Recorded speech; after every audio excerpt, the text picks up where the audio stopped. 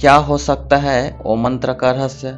हमें तो यह पता ही है कि ओम पूरी सृष्टि का आधार है। ओम से ही पूरे ब्रह्मांड का विस्तार हुआ है। ओम अक्षय ब्रह्म का परिचायक है और उसके जप से मन को शांति मिलती है, सकारात्मकता बढ़ती है। परंतु क्या इसके अतिरिक्त भी ओम का कोई गूढ़ रहस्य है? ओम का रहस्य जानने से तुम्हें ब्रह्मांड का सीक्रेट कोड 369 में से 3 नंबर की पहली चाबी मिल जाती है, जिससे आप सबसे बड़े खजाने के और ज्ञान के सभी ताले खोल सकते हैं और संसार में सबसे बड़ा धनी और ज्ञानवान व्यक्ति भी बन सकते हैं। और साथ में यह भी जान सकते हो कि आत्मा क्या है, मोक्ष क्या है, परम ब्रह्म क्या है, तुम संसार में क्यों आए हो और आपका उद्देश्य क्या है। अगर तुमने ओम के रहस्य को नहीं जाना तो तुम्हारे पास अरबों खरबों रुपए होने के बावजूद भी संसार के सबसे गरीब और ज्ञानहीन व्यक्ति रहोगे। और ओम मंत्र का यह रहस्य आप वेद, गीता व उपनिषद से प्राप्त कर सकते हो। लेकिन अगर तुम्हारे पास इतना समय नहीं है कि तुम इनका अध्ययन कर सको तो आपको हमारे वीडियो को लास्ट तक देखना चाहिए। ओम सनातन धर्म का प्रतीक है। ओम एक ऐसी ध्वनि या मंत्र है जो अनगिनत रहस्य को अपने अंदर समाहित किए हुए हैं। नासा, अमेरिकी अंतरिक्ष एजेंसी ने आकाशगंगा समूह के केंद्र में एक विशाल ब्लैक होल की ध्वनि को खोजा है। इससे कुछ लोगों को ओम की ध्वनि सुनाई दे रही है। अमेरिका के ऑक्सफोर्ड यूनिवर्सिटी में डायरेक्टर रह चुके पीटर रसेल ओम मंत्र पर विस्तृत अध्ययन कर रहे हैं और उन्होंने E=mc² को ओम =mc² के समान बताया है। और पीटर कहते हैं कि यह फार्मूला चेतना की अभिव्यक्ति को दर्शाता है।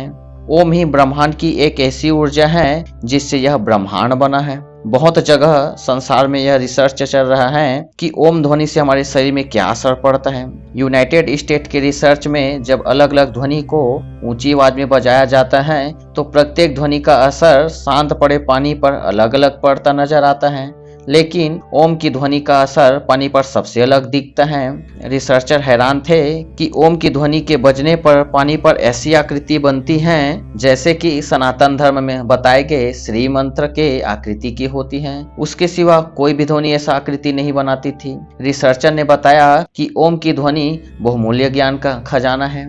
और जब प्राचीन काल में एक सन्यासी को लगा कि गुप्त मंत्र से बड़े बड़े ज्ञान के भंडार हमारे शरीर से निकलते हैं, तो वह सन्यासी उस गुप्त मंत्र की तलाश में निकल पड़ा और वह एक बड़े आश्रम में जाता है। वहाँ के आचार्य से कहता है कि आप मुझे मूल्यवान ज्ञानवान गुप्त मंत्र दीजिए। तो आचार्य ने कहा कि मैं तुम्हें गुप्त मंत्र तो दूंगा, लेकिन तुम्हें सालों तक यहाँ रहकर सेवा करनी होगी। सन्यासी ने सेवा करते करते सालों बिता दिए। एक दिन सन्यासी आचार्य के पास गया और बोला कि अब तो वह गुप्त मंत्र मुझे दे दीजिए। तो आचार्य ने कहा कि ठीक है, तुम मेरे नजदीक आओ, मैं तुम्हारे कान में वह गुप्त मंत्र कहूंगा। सन्यासी नजदीक गया तो आचार्य ने ओम मंत्र दिया। सन्यासी खुश हो गया। वह वहां से चला गया और ओम मंत्र का जाप करने लगा, लेकिन कोई धन व ज्ञान की प्राप्ति नहीं हुई। तो उसे संदेह हुआ कि आचार्य ने उसके साथ धोखा किया है। वह जब बाहर निकला तो एक माँ उसके बेटे को बुला रही थी कि ओम बेटा यहाँ आओ। तो सन्यासी चौंक गया कि यहाँ तो किसी के बेटे का नाम ही ओम था। जब वह और आगे गया तो कुछ ब्राह्मण को देखा जो हरिओम बोल रहे थे। सन्यासी ने कहा, अच्छा यहाँ भी ओम बोला जा रहा है। सन्यासी रास्ते में जब आगे और बढ़ा तो देखा कि कुछ विद्यार्थी ओम शांति ही बोलते सुना। तो सन्यासी कहने लगा कि कहीं आगे हरिओम बोला जा रहा है तो कहीं वाक्यों के पीछे ओम बोला जा रहा है। उस मंत्र को तो सभी जानते हैं, तो यह ओम का मंत्र कैसे गुप्त मंत्र हो सकता है? निश्चित ही मेरे साथ धोखा हुआ है। वह अपने गुरु के पास गया और कहने लगा, गुरुजी, आपने यह कैसा मंत्र दिया है? इसे तो हर कोई जानता है, तो फिर यह कैसे गुप्त मंत्र हो सकता है? गुरुजी, आप मुझे कोई दूसरा मंत्र दीजिए जिससे मुझे खजाने व ज्ञान की प्राप्ति हो। गुरुजी बोले, ठीक है, मैं तुम्हें दूसरा गुप्त मंत्र दूंगा, लेकिन तुम्हें मेरा एक काम करना पड़ेगा। तो शिष्य बोले, ठीक है गुरुजी। तो गुरुजी आश्रम के अंदर जाकर एक पत्थर लेकर आया और सन्यासी से बोला, यह लो सन्यासी, इसे बाजार में ले जाओ और इसका मूल्य जानकर आओ। याद रहे, इस पत्थर को बेचना नहीं है। सन्यासी पत्थर को लेकर बाजार में गया और सब्जी वालों को दिखाया। सब्जी वाला बोला, यह तो मेरे बाट के बराबर है, मैं तुम्हें उसके बदले में बैंगन के सिवा कुछ नहीं दे सकता। सन्यासी उस पत्थर को लेकर फिर कपड़े वालों के पास लेकर गया तो कपड़े वाला बोला, क्या हमें उल्लू समझा है? पत्थर बेचकर हमें ठगना चाहते हो? चलो चलो यहाँ से। सन्यासी पत्थर को लेकर पूरे बाजार में फिरता रहा, लेकिन किसी ने उसका मूल्य नहीं बताया और किसी ने उसे मुफ्त में भी नहीं लेना चाहा। फिर सन्यासी उस पत्थर को लेकर जौहरी के पास गया और जौहरी ने उस पत्थर को देखा और बोला, कहाँ से मिला तुम्हें इतना कीमती रत्न? यह तो बहुत ही मूल्यवान रत्न है। मेरे पास तो इतना धन ही नहीं कि इस रत्न को खरीद सकूं और पूरे राज्य में शायद ही ऐसा कोई होगा जो इसे खरीद सकेगा। फिर सन्यासी इस पत्थर को लेकर अपने गुरुजी के पास आया और गुरुजी से कहने लगा, गुरुजी, जौहरी से मूल्यवान बता रहा था और दूसरों के लिए यह एक पत्थर मात्र था। आपको पता था कि यह पत्थर नहीं है लेकिन कीमती रत्न है, तो फिर मुझे इसका मूल्य जानने के लिए बाजारों में क्यों भेजा? तब गुरुजी कहने लगे, ताकि तुम ओम का मूल्य जान सको। जैसे इस पत्थर का मूल्य कोई नहीं जान सका, यानी इसका मूल्य गुप्त है, हर कोई नहीं आंक सकता, केवल सूक्ष्म आंखें ही पहचान सकी कि यह पत्थर नहीं मूल्यवान रत्न है। उसी तरह ओम भी एक रत्न है जिसका मूल्य गुप्त है और जो ओम का मूल्य जानते हैं वह समृद्ध हो जाते हैं। अब ध्यान से सुनो, मैं तुम्हें ओम का विस्तार पूर्वक रहस्य समझाता हूँ। ओम एक ऐसी प्राकृतिक ध्वनि है जो बिना किसी टकराव से उत्पन्न होती है। इसे आप अक्षर, शब्द, ध्वनि या नाद कह सकते हो। ओम में 3 ध्वनि हैं जिसे मात्रा कहा जाता है। वे है अध्वनि, उ ध्वनि और म ध्वनि। जब अध्वनि उसे अकार भी कहते हैं और उ ध्वनि जिसे उकार भी कहते हैं मिलते हैं तो ओ ध्वनि बनाता है, और जब ओ ध्वनि म ध्वनि से मिल जाता है तो ओम बनता है। ओम की 3 ध्वनियों से ही समस्त विश्व की भाषाएं और बोलियां बोली जाती हैं, और गूंगा भी अध्वनि, उ ध्वनि और म ध्वनि, यह 3 ध्वनियां बोल सकते हैं। अध्वनि को अकार कहते हैं, उ ध्वनि को उकार कहते हैं और म ध्वनि को मकार कहते हैं। आपकी भाषा कोई भी हो, जब आप कुछ बोलते हैं तो सबसे पहले अध्वनि ही निकलती है, और जब उच्चारण के बाद मुंह बंद करते हो तो म ध्वनि निकलती है, और जब होठों को पास लाकर मुंह को आधा खुला और आधा बंद रखते हो तब ऊ की ध्वनि ही सुनाई पड़ती है। इसलिए सभी भाषाओं की सभी ध्वनियां, फिर वह स्वर हो या व्यंजन, ओम के अंतर्गत ही आती हैं। इसलिए ओम विशिष्ट ध्वनि है। ओम भगवान का प्रतीक भी है। ओम आत्मा की 3 अवस्था को दर्शाती है।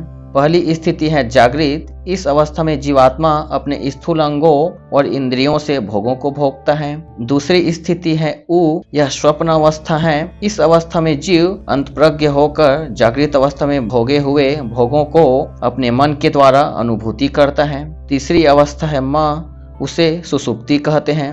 इस स्थिति में जीवात्मा आनंदमय ज्ञान स्वरूप हो जाती है और ज्ञान से परमानंद को प्राप्त करती है, और इन तीनों अवस्था के बाद आत्मा ब्रह्मलीन हो जाती है। इस अवस्था में आने के बाद आत्मा जन्म मृत्यु के भय से छूट जाती है और इसे ही हम मोक्ष कहते हैं, और उसे अनाहत नाद ओम सुनाई देता है। अनाहत नाद कोई ध्वनि नहीं है, लेकिन अनाहत एक अनुभूति है जिसमें आत्मा कहती है कि अहम ब्रह्म अस्मि शिवो अहम, मैं ही ब्रह्मा हूँ, मैं ही शिव हूँ, मैं ही ओमकार हूँ, मैं ही जगत के रूप में अपना विस्तार किया है, मैंने ही अपने पुत्र के रूप में जन्म लिया है और मैं ही मेरे माता पिता के रूप में जन्म ले चुका हूँ। इस संसार में केवल मैं ही हूँ, मेरे सिवाय कोई नहीं है। बोलने वाला भी मैं ही हूँ और सुनने वाला भी मैं ही हूँ। सांप बनकर मैं ही अपने आप को डसने जा रहा हूँ और मैं ही उससे बचने के लिए दौड़ रहा हूँ। इस ओमकार के रहस्य को जान लेने के बाद सोना, चांदी, रुपया, पैसे सब मिट्टी लगने लगते हैं, क्योंकि यह सब भौतिक पदार्थ वास्तव में मेरा ही स्थूल रूप है। मैं तो इतना अमीर हूँ कि यह घर, यह जमीन, यह पृथ्वी, यह तारामंडल ही अपितु पूरा ब्रह्मांड ही मेरा है। तो मेरा जितना अमीर कौन हो सकता है? जब मुझे इतना बड़ा खजाना मिल रहा है तो मैं इन 100 किलो सोना, चांदी और रुपये पैसे के पीछे भागूं? मैंने इस खजाने को खोलने के लिए 3 नंबर की चाबी दी है, ओमकार, जो अब मैं तुम्हें बताता हूँ। मूल नैसर्गिक ध्वनियाँ 3 हैं, अध्वनि, उ ध्वनि और म ध्वनि। नैसर्गिक 3 रंग है, लाल, पीला, नीला। प्रकृति में मूल लक्ष्य 3 हैं, नाम, रूप और लीला। शरीर की 3 तासीर हैं, वात, कफ, पित्त। ब्रह्मांड की स्थितियां 3 हैं, उत्पत्ति, पालन, प्रलय। ब्रह्मांड के मूल देवता भी 3 हैं, ब्रह्मा, विष्णु और शंकर, इन 3 नंबर के चाबी ओम को और जितनी गहराइयों से अध्ययन करोगे तो तुम अपने आप को ही पाओगे, क्योंकि इन संसार में तुझसे बड़ा कोई है ही नहीं। अगर कोई व्यक्ति एक बार भी ओम का इस ध्वनि का सही प्रकार से उच्चारण कर ले तो समझो कि वो विचार शून्यता की तरफ जा सकता है और ब्रह्मांड को अपने अंदर में समाहित कर सकता है। आशा करता हूँ कि आपको ओम का रहस्य समझ में आ ही गया होगा और ओम मंत्र का मूल्य आपको समझ में आ गया होगा और हम इसके माध्यम से अपने मन को भी नियंत्रण में कर सकते हैं। यदि आपको हमारी वीडियो अच्छी लगे तो लाइक और शेयर करना और हमारे चैनल को सब्सक्राइब कर लेना। धन्यवाद।